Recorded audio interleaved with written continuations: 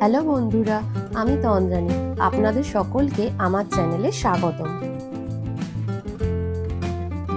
আজ ভিডিওতে প্রাগের একাদশ শতাব্দীর পুরনো শহর ও প্রাচীনতম বিখ্যাত চার্লস ব্রিজ আপনাদের সামনে তুলে ধরব।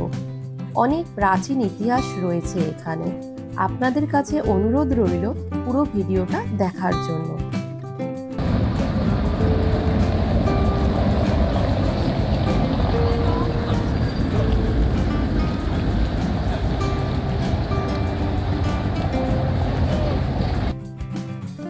এখন আমরা ট্রামে করে চলে এলাম বিখ্যাত প্রাচীনতম চার্লস ব্রিজ দেখতে। চার্লস ব্রিজ হলো মধ্যযুগীয় প্রাচীনতম পাথরের সেতু। এই সেতুর নির্মাণ কাজ শুরু হয় 1357 সালে। এই সেই ভলটাভা নদী।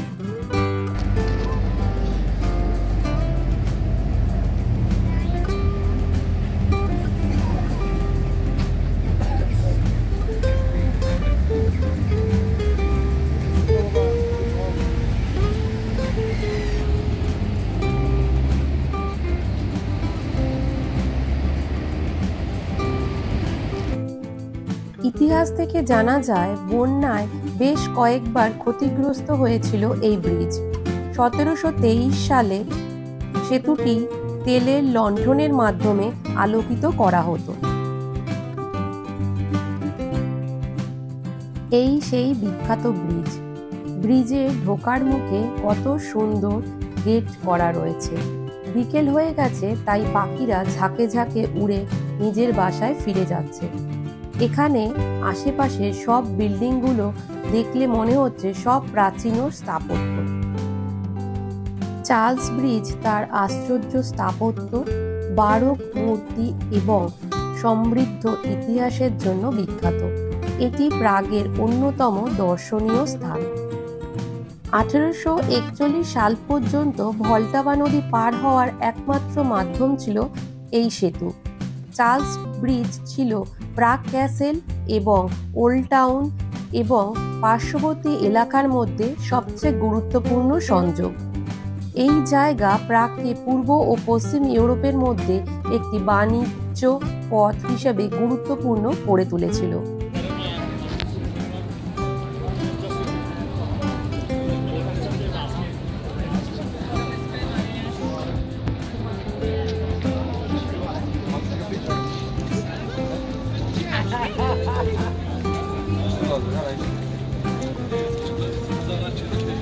স্ট্যাচু সেন্ট ভিনসেন্ট ফেরার এবং প্রোকোপিয়াসের মূর্তি দুটি চার্লস সেতুর একটি মডেল ধারণ করে এবং বন্যার বিরুদ্ধে সেতুটিকে রক্ষা করার আকাঙ্ক্ষার প্রতিনিধিত্ব করে।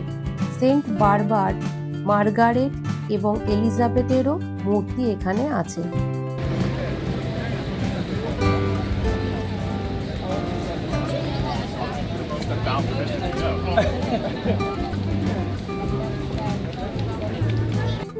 এখানে দেখুন, শিল্পী তার হাতে আঁকা ছবি বিক্রি করছেন।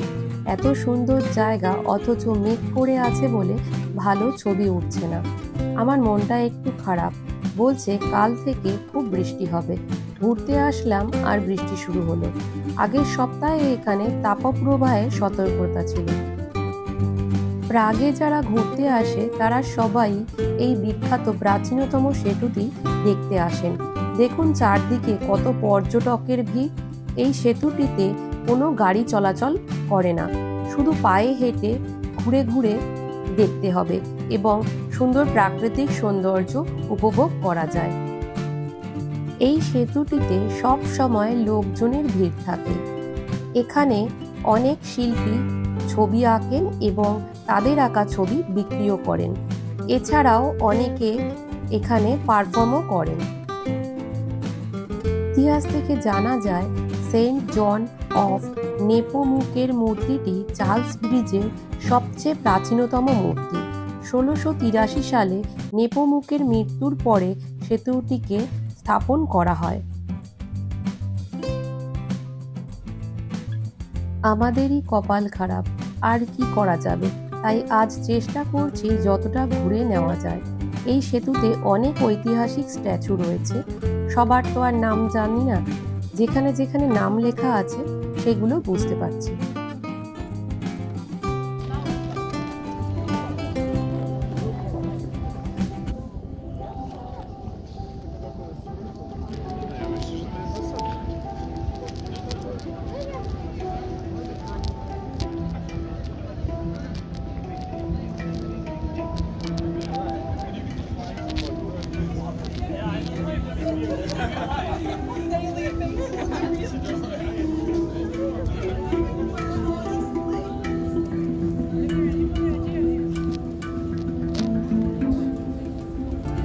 সামনে বসে একজন শিল্পী পারফর্ম করছেন, তার সামনে থেকে ভিডিওটা তুললাম না, কারণ অনেকেই পছন্দ করেন না।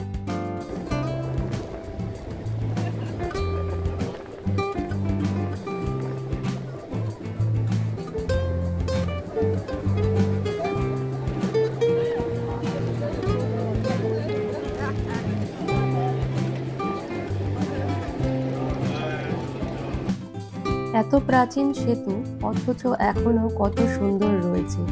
সেতুর ওপর থেকে চারপাশটা খুব সুন্দর লাগছে দেখতে। আজকের দিনটা মেঘলা হলেও ভালোই কাটছে।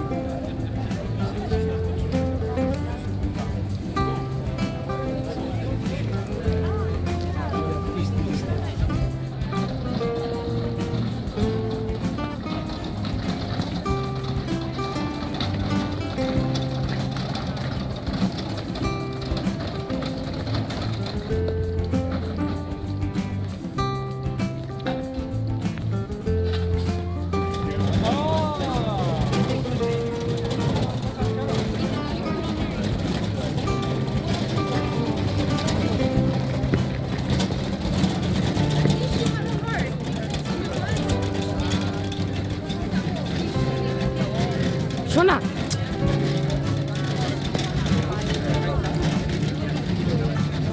দেখে যাও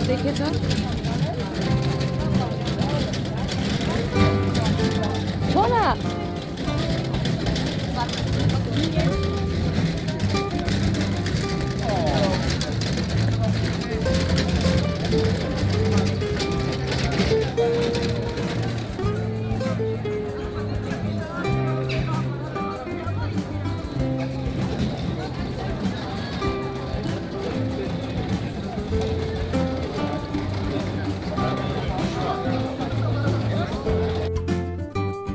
এবার আমরা যাব ওল্ড টাউনে।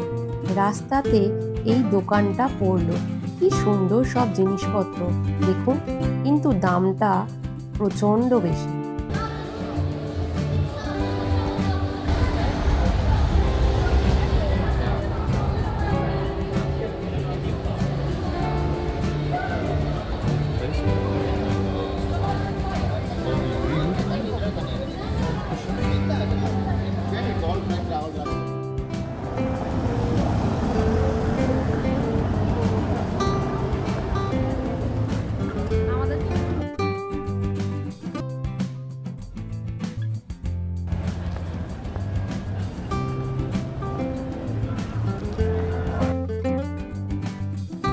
আমরা চলে এসেছি ওল্ড টাউনে।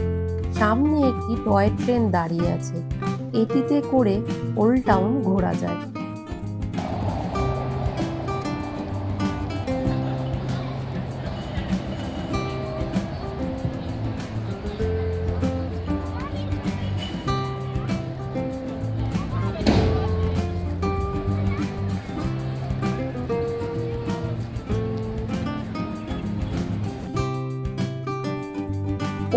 টাউন স্কোয়ার হলো প্রাগের ঐতিহাসিক প্রাচীনতম কেন্দ্র। 10ম শতাব্দীর ইতিহাসে তখন এটি ইউরোপীয় বাণিজ্য রুটের সংযোগস্থলে একটি বাজার হিসাবে কাজ করেছিল।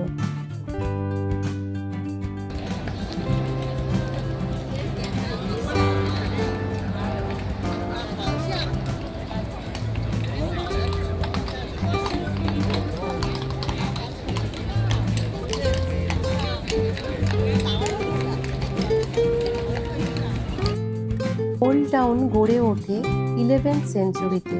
প্রাগের কেন্দ্রীয় বাজার হিসাবে দ্বাদশ শতাব্দীতে ওল্ড টাউন স্কোয়ার প্রতিষ্ঠিত হয়েছিল।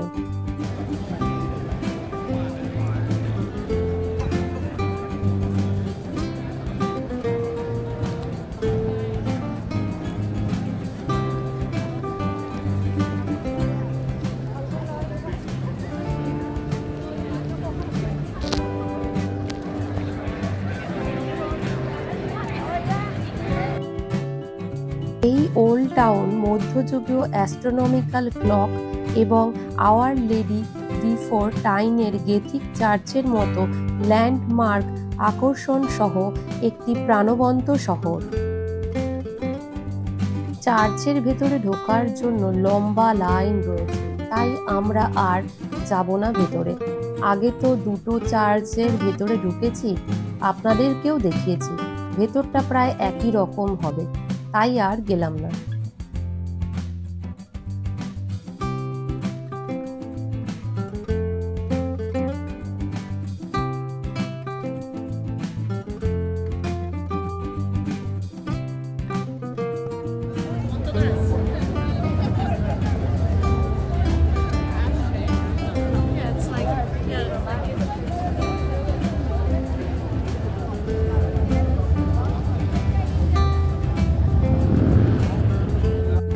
সেই মধ্যযুগীয় প্রাচীন অ্যাস্ট্রোনমিক্যাল ক্লক। এই ক্লকে অনেক কিছু বোঝানো আছে, আমি যা বুঝতে পারছি তা আপনাদের বলছি। এখন বিকেল 5:20 বাজে। ঘড়ির ওপরের নীল অংশটা দিন আর কালো অংশটা রাত, আর লাল রংটা দিয়ে সূর্যোদয় ও সূর্যাস্তকে বোঝানো হয়েছে।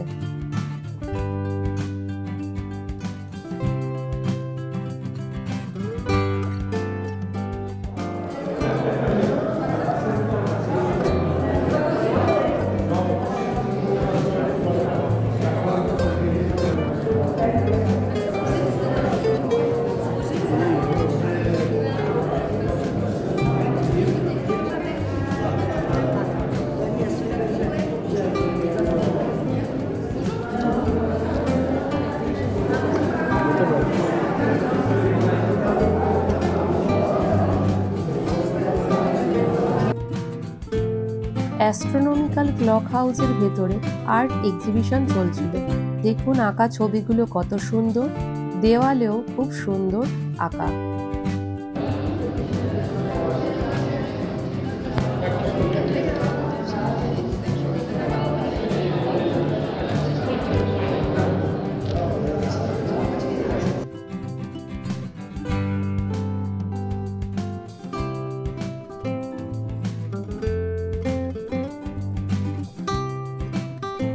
রুডলফিনাম কনসার্ট হল শাস্ত্রীয় সঙ্গীতের আয়োজন করে থাকে। বিকেলবেলা এখানে কত লোকজন রয়েছে দেখুন।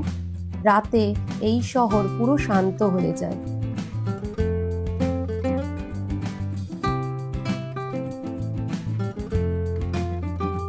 আমরা এখানে ঘুরে হোটেলে ফিরে যাব। যাবার পথে ডান্সিং হাউসটা একবার দেখে নেব।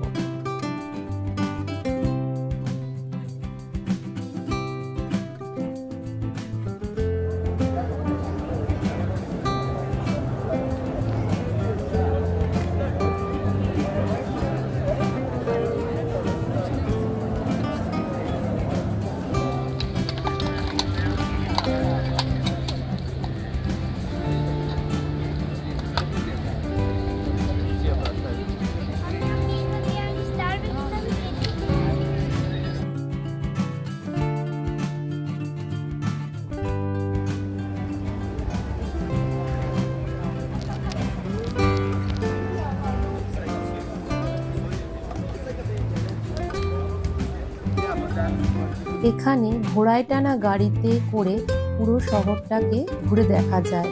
দেখুন, প্রাচীনকালের গাড়িও এখানে রয়েছে ঐতিহাসিক স্থান হিসাবে, তাদেরকে বাতিল করে দেয়নি।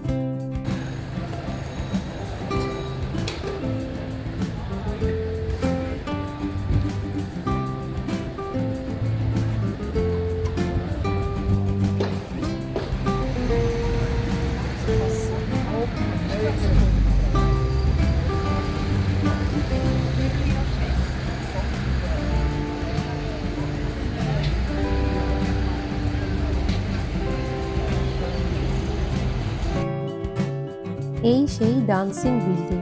এটি কয়েকটি প্রাগের ঘরগুলির মধ্যে একটি, যা গতিশীলভাবে রাস্তা জায়গায় প্রবেশ করেছে। তাই বিল্ডিংটিকে রূপকভাবে নাচের আদলে গড়ে তোলা হয়েছে। একে জিঞ্জার এবং ফ্রেডো বলা হয়।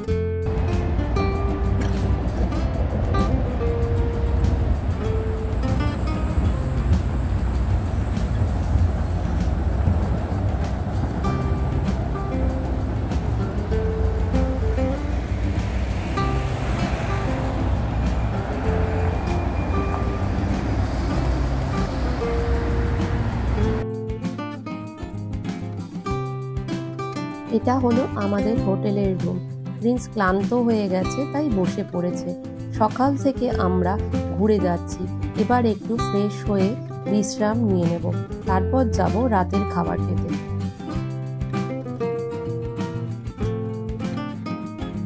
এটা বাথরুম, বেশ ভালোই পরিষ্কার আছে। আমরা হোটেলটা নিয়েছি মেইন স্টেশনের কাছে, কারণ 14 সেপ্টেম্বর। আজ ব্লগটা এখানেই শেষ করছি। কেমন লাগলো আপনাদের জানাবেন। ভালো লাগলে অবশ্যই লাইক, শেয়ার ও সাবস্ক্রাইব করে পাশে থাকবেন। এখনের মতো টাটা।